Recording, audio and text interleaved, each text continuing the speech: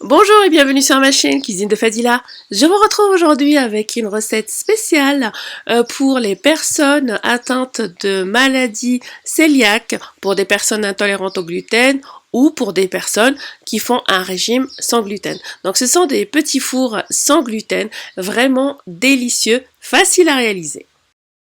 Pour une vingtaine de petits fours, il vous faut un œuf entier, 25 g d'amandes en poudre, 25 g de fécule de maïs maïzena, 50 g de sucre glace, 125 g de farine de riz.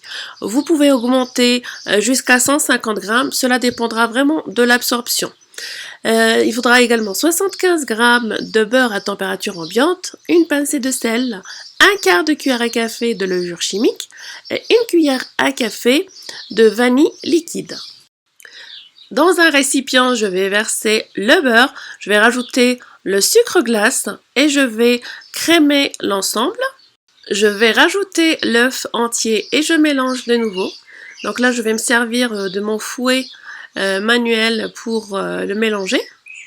Ensuite, je vais rajouter la cuillère de vanille liquide. Je mélange de nouveau. Enfin, je vais rajouter la poudre d'amande, la maïzena, la farine de riz. Je vais rajouter également le sel et la levure chimique. Et je mélange bien les ingrédients.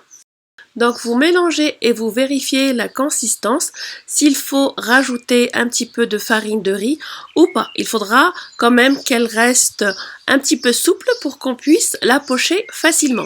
Donc là, j'ai mis une douille cannelée à petit four dans ma poche à douille et je vais placer ma pâte dedans. Et je vais pocher mes petits fours sur une plaque recouverte soit de papier sulfurisé, soit de feuilles silicone. Donc je fais les formes comme je veux. Donc je vais rajouter les amandes sur les uns et puis les fruits confits sur les autres.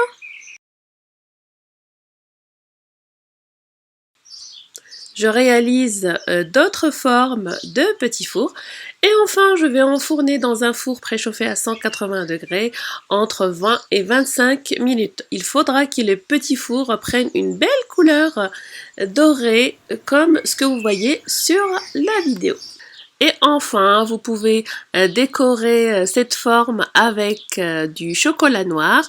J'ai également décoré le reste avec du chocolat et j'ai saupoudré un petit peu de noix de coco râpée. Donc vous laissez figer. Ensuite, vous conservez dans une boîte en fer. Le mieux, c'est boîte en fer pour garder leur croustillant.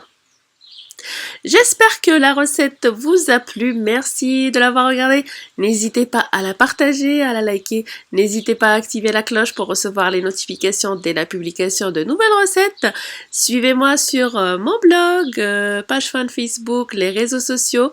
Merci et à très bientôt pour une nouvelle gourmandise.